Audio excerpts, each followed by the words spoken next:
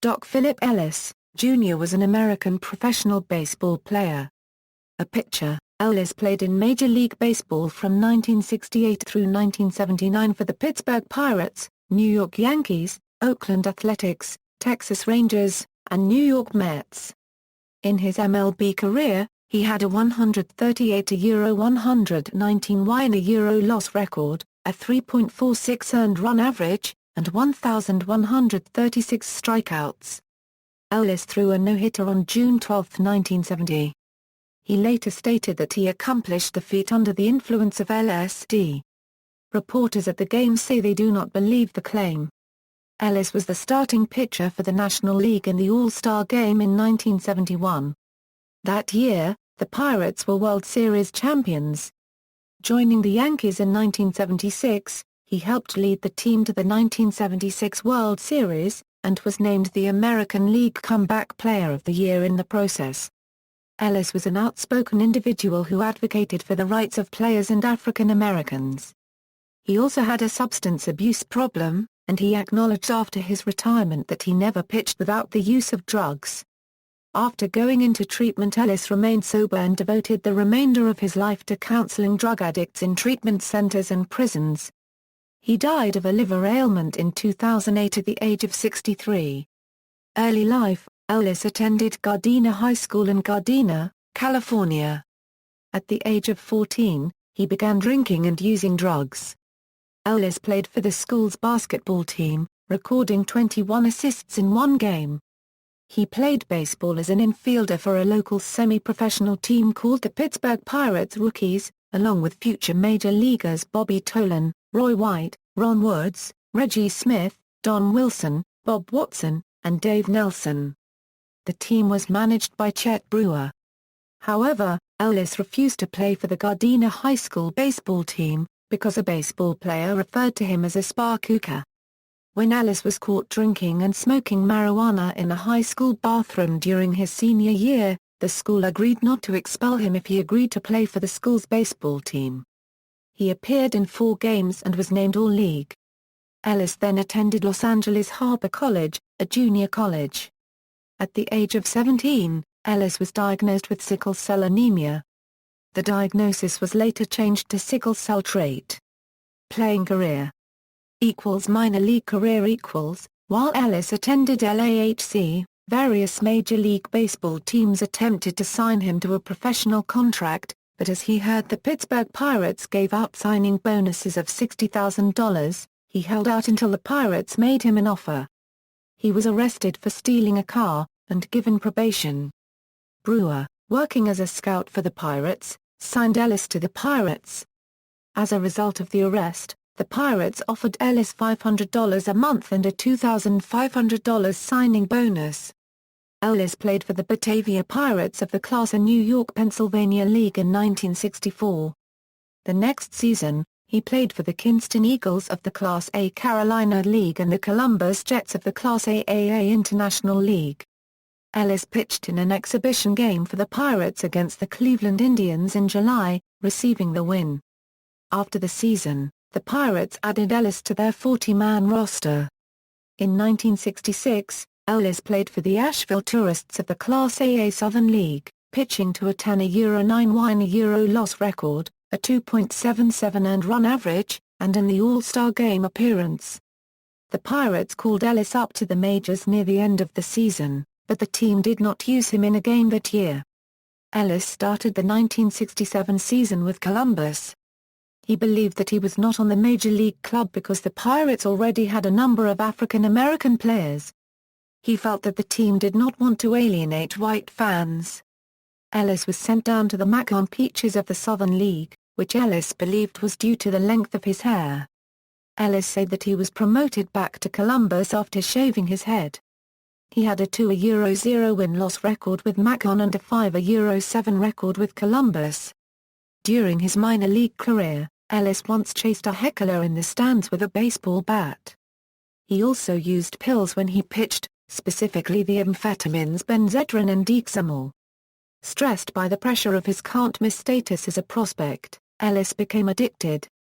Ellis later said that he never pitched a game without using amphetamines. He eventually needed 70 to 85 milligrams per game, between 5 and 12 capsules, depending on their strength. Ellis acknowledged that he began to use cocaine in the late 1960s. Ellis held out from the Pirates in February 1968. He came to terms with the team in March. The Pirates optioned Ellis to Columbus, who moved Ellis from the starting rotation to the bullpen. At Columbus, Ellis credited his work with manager Johnny Pesky and pitching coach Harvey Hudicks for improving his performance. Pittsburgh Pirates Ellis made his MLB debut that June, beginning as a relief pitcher. The Pirates moved Ellis into the starting rotation later that season. Ellis pitched his first complete game in September. He had a 6.05 win-loss record with a 2.51 ERA with the Pirates in 1968. In 1969, Ellis made the team's starting rotation for opening day. The struggles of Steve Blass kept Ellis in the starting rotation, as Blass was moved to the bullpen. June 12, 1970, no-hitter, self-reportedly under the influence of LSD, Ellis threw a no-hitter against the San Diego Padres 2-0 on Friday, June 12, 1970 in the first game of a doubleheader at San Diego Stadium. The Pirates flew to San Diego on Thursday, June 11 for a series against the Padres. Ellis reported that he visited a friend in Los Angeles and used LSD 2 or 3 times. Thinking it was still Thursday, he took a hit of LSD on Friday at noon, and his friend's girlfriend reminded him at 2 p.m. that he was scheduled to pitch that night. Ellis flew from Los Angeles to San Diego at 3 p.m. and arrived at San Diego Stadium at 4:30 p.m. The game started at 6:05 p.m.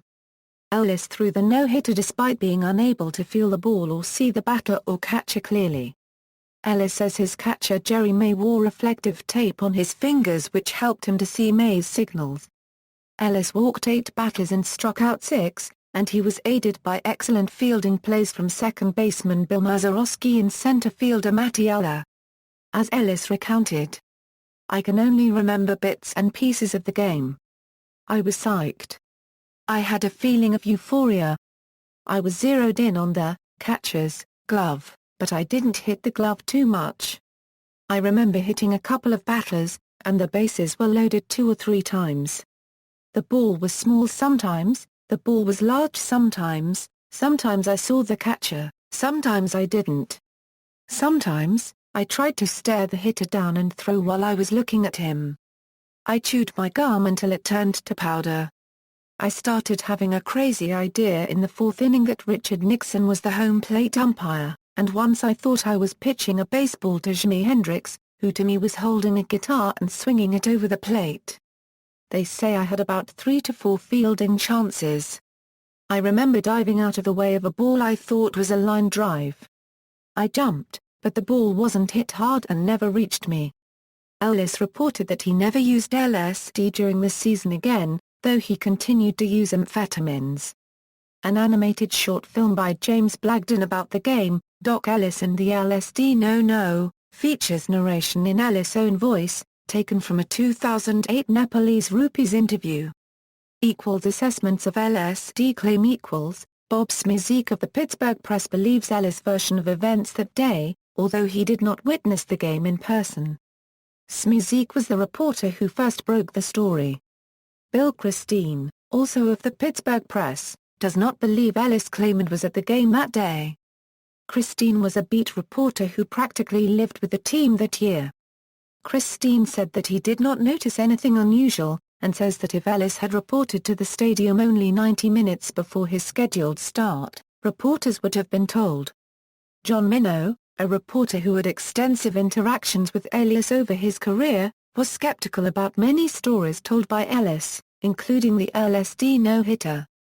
Minow said that he has not found a teammate who would corroborate the story. However, one of his close friends, Scipio Spinks, a pitcher for the Astros, has said he has no doubt Ellis was telling the truth about his LSD use as he was very familiar with Doc's drug habits, including the use of LSD.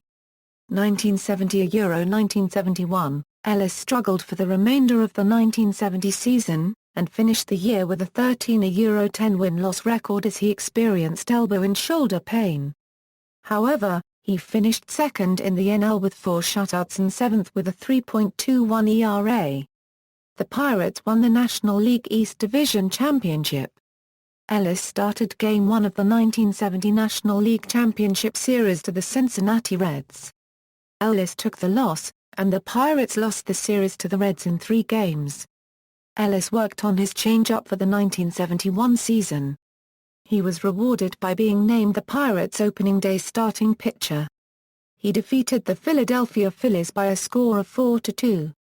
After a strong start to the 1971 season, posting a 13-3 win-loss record, Ellis was named to appear in the 1971 Major League Baseball All-Star Game, held at Tiger Stadium in Detroit.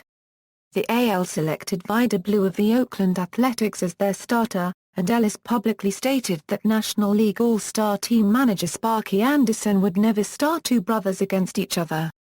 Anderson surprised Ellis by naming him the starting pitcher of the All-Star Game. Ellis was the losing pitcher in the game. During the game, Reggie Jackson hit a towering home run off of Ellis. The home run, estimated to have traveled 600 feet, tied a 1926 home run hit by Babe Ruth for the longest measured home run on record. The next time the two opposed each other, Ellis beamed Jackson in the face in retaliation for his earlier home run. Ellis started Game 2 of the 1971 NLCS, earning the victory over the San Francisco Giants. During the series, Ellis created a stir by complaining about the Pirates' lodgings, complaining that the organization was cheap. He changed hotels because he said the hotel rooms were too small. Ellis started Game 1 of the 1971 World Series against the Baltimore Orioles. In a losing effort, he lasted only 2 1/3 innings. He allowed 4 hits and 4 runs, including 2 home runs. Though Ellis denied being in pain before the game, he later acknowledged that elbow pain limited his performance, and wondered if his sickle cell trait could be related to this pain. The Pirates defeated the Orioles in 7 games to win the World Series.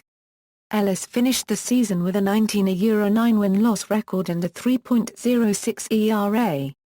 He placed 4th in the Cy Young Award balloting. His 19 wins were 5th best in the league, and his .679 winning percentage was 4th best. Amazing incident: on May 5, 1972, Ellis, Willie Stargell, and Rennie Stennett missed the team bus to Riverfront Stadium. A security guard asked the 3 for identification.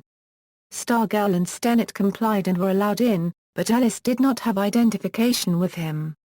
The guard said that Ellis did not identify himself, appeared drunk, and made threatening gestures with a closed fist. Ellis countered that he was showing his World Series ring as evidence of his affiliation with the Pirates. In response, the guard maced Ellis. Ellis was arrested and charged with disorderly conduct. The Reds sued Ellis for assault and Ellis countersued. Before going to trial, the Reds dropped the suit and wrote Ellis a letter of apology. The municipal court dropped the charges against Ellis, though Ellis stated that this incident made him hate better. Ellis finished the 1972 season 9th in the NL in ERA, 6th in winning percentage, 4th in walks per 9 innings pitched, and 1st in home runs per 9 innings ratio. The Pirates won the NL East that year and faced the Reds in the 1972 NLCS. The Pirates pitched Ellis with a sore arm, but the Reds won the series. 1973, Ellis said that the scariest moment of his career was when he attempted to pitch while sober in a 1973 game. During pre-game warm-ups, he could not recreate his pitching mechanics. Ellis went to his locker, took some amphetamines with coffee, and returned to pitch. In August 1973, pictures circulated of Ellis wearing hair curlers in the bullpen during pre-game warm-ups. The Pirates told him not to wear curlers on the field again. Ellis agreed, but charged that the Pirates were displaying racism. Ebony devoted a spread to Ellis about his hairstyles, which was inspired by the hair curlers. After Ellis defeated the Reds by a score of 1-0 in a 1973 game, Joe Morgan claimed that Ellis threw a spitball. Anderson had the umpire check Ellis, but found no evidence. In his 1980 book, Ellis admitted that wearing hair curlers produced sweat on his hair, which he used to throw a modified version of a spitball. Ellis missed the last month of the season due to tendinitis in his elbow. Despite a strong start from Ellis during the playoff chase in the final week of the season, the Pirates lost the division to the New York Mets. Ellis again led the league in home runs allowed per 9 innings pitched ratio. 1974, Ellis attempted to hit every batter in the Cincinnati Reds lineup on May 1, 1974, as he was angry that the Pirates were intimidated by the Big Red Machine. Ellis admired Pete Rose and was concerned about how he would respond, but Ellis decided to do it regardless. Ellis hit Rose, Joe Morgan, and Dan Driessen in the top of the first inning. Cleanup batter Tony Parr copyright Rez avoided Ellis' attempts and drew a walk. The first pitch to Perez was thrown behind him and over his head. Ellis threw 2 pitches that he aimed at the head of Johnny Bench, at which point Ellis was removed from the game by manager Danny Metcalf. Ellis' box score for the game reads as follows: 0 IP, 0 hour, 1 R, 1 ER, 1 BB, 0 K. Ellis tied 8 other players for the MLB record with a 3-hit batsman in the inning.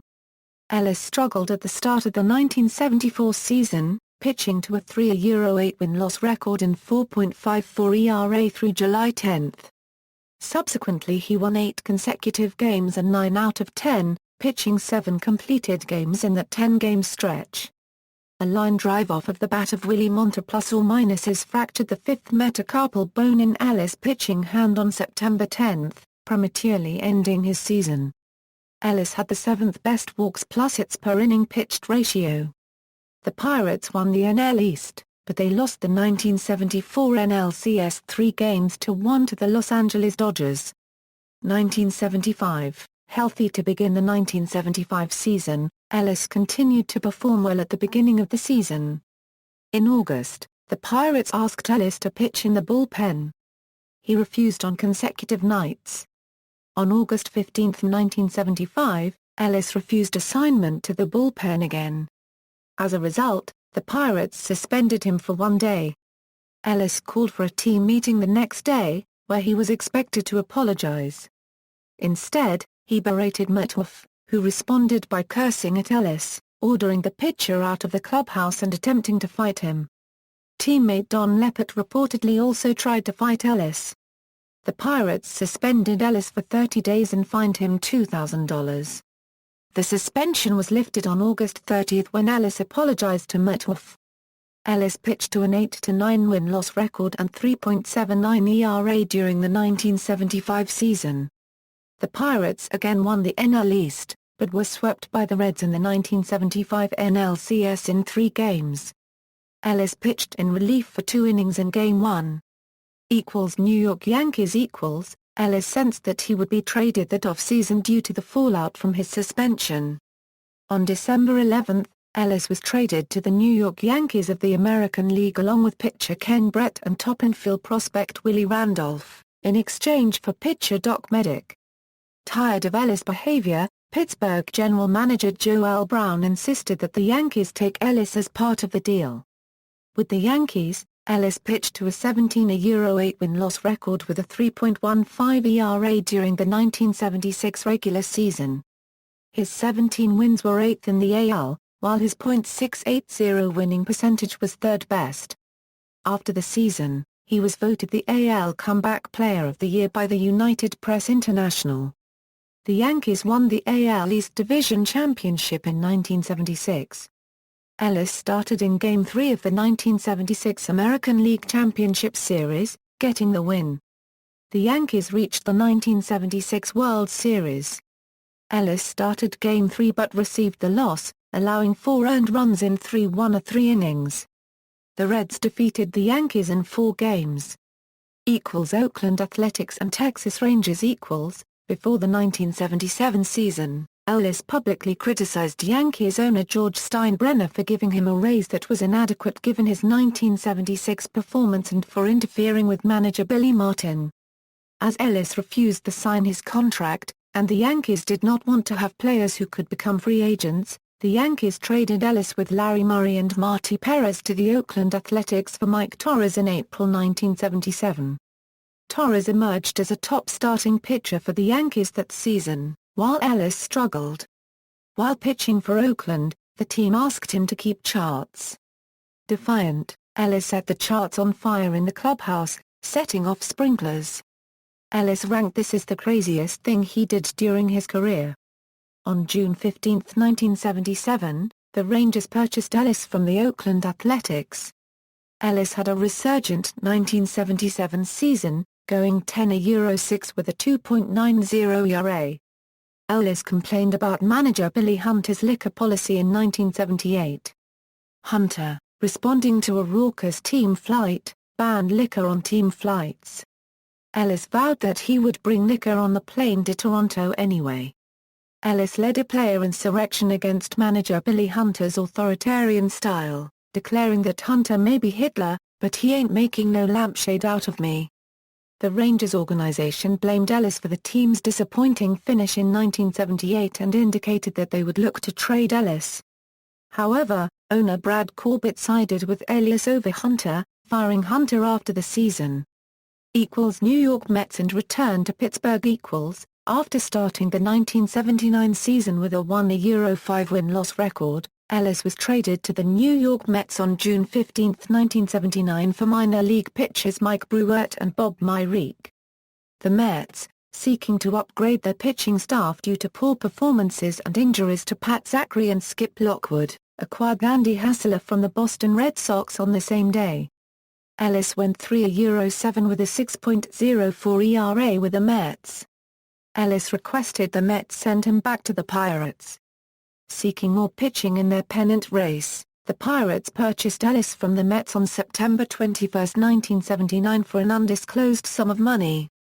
The price was later revealed to be something in excess of the waiver price of $20,000.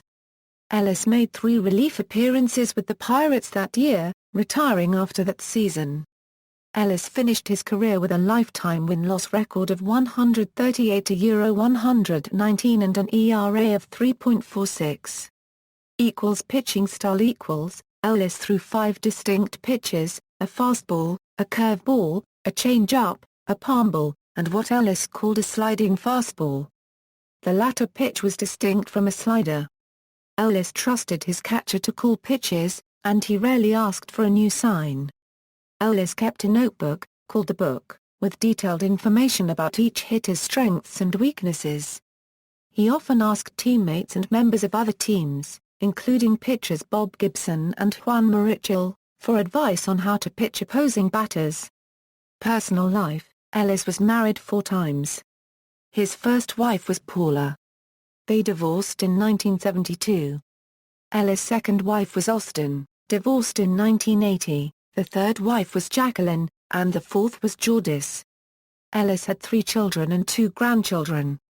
Both daughters have since died, one in 2003 due to complications arising from type 1 diabetes. Ellis had a daughter, Shangaliza, with Paula. His son with Austin, Doc Ellis III, played college basketball at California State University, Bakersfield. Trey fathered Ellis' first grandchild, Doc Phillip Ellis IV. Ellis' youngest daughter Simone, who mothered Ellis' second grandchild, passed in December 2012 after losing her battle with cancer. Ellis stopped using drugs and alcohol in 1980, when his son was an infant. Ellis fought for players' rights, including the right to free agency. Jackie Robinson credited him with trying to further the rights of African American players, but warned him that he said too much. In 1971, Ellis testified before the United States Senate Subcommittee on Public Health about his experiences with sickle cell and later worked with people who had the disease and raised money for sickle cell research. Ellis collaborated with future United States Poet Laureate Donald Hall on a book, Doc Ellis in the Country of Baseball, published in 1976. Although Hall knew of the LSD incident, he did not include it in the first edition of his book. Retirement: Ellis retired from baseball in the spring of 1980, saying that he lost interest in the game. That year, Ellis entered drug treatment, staying for 40 days at the Meadows in Wickenburg, Arizona. In 1984, he revealed that he had pitched his no-hitter under the influence of LSD. Ellis lived in Apple Valley, California.